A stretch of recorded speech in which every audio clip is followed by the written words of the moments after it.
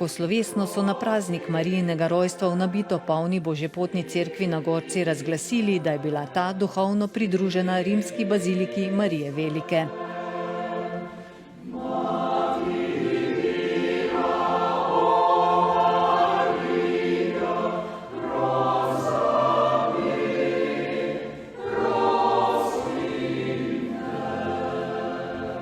Status, ki ga je Marijini cerkvi na Gorci podelil papež Frančišek, je velikega pomena, ne samo za Marijino cerkev na Gorci, ampak predvsem za romarje, obiskovalce te cerkve, ki prihajajo od vse povsod. To niso samo Malečničani, to so romarji iz vse Slovenije.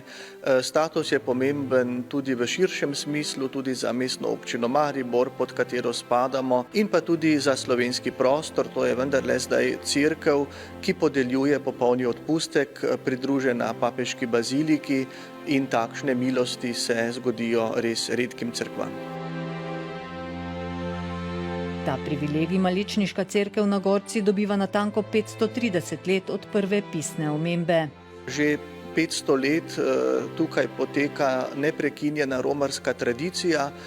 Cerkev ima tudi čudodelni kip, star prav tako približno 500 let, leseni kip Device Marije z detetom, ki je tudi čudežni kip, kajti izpričano je, da so se na priprošnjo Gorske Marije dogajali čudeži.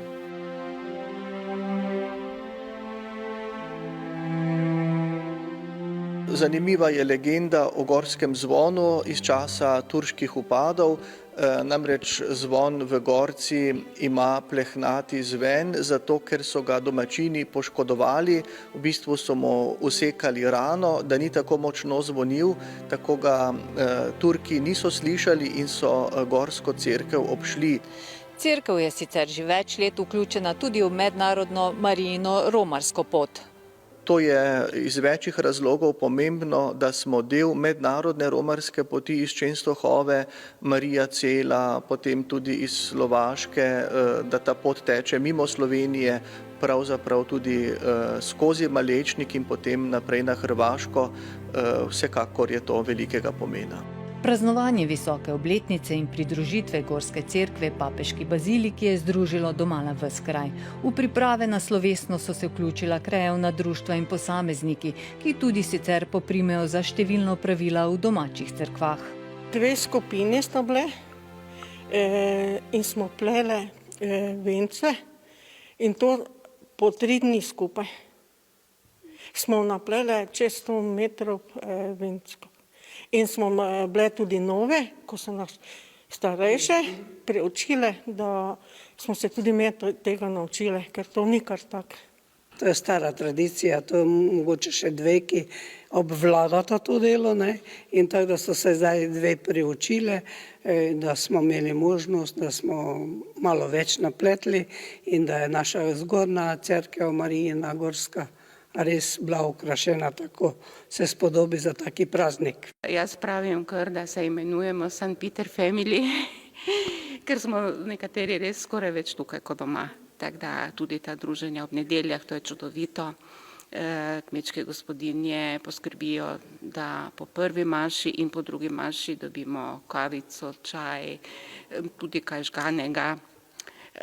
Pecivo obvezno in največ pa je pomembno, najbolj pomembno pa je to, da se družimo. Za Marijino cerkev na Gorci že leta skrbi tudi Danica Knupleš. Vmes me je bolezen premagala, da nisem mogla delati enih 5-6 let. Zdaj pa spet poskušam rihtati cerkev, da skrbim za njeno, organiziram v glavnem za njeno čistočo, pa da se romarji dobro počutijo, ko pridejo sem.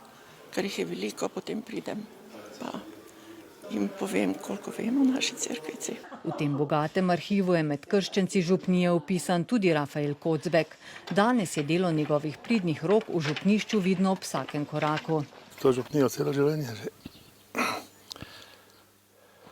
Pač čas imam pa delam, da bi lahko bil od jutra do večera. Dobra ekipa smo, ja. Uspeva nam.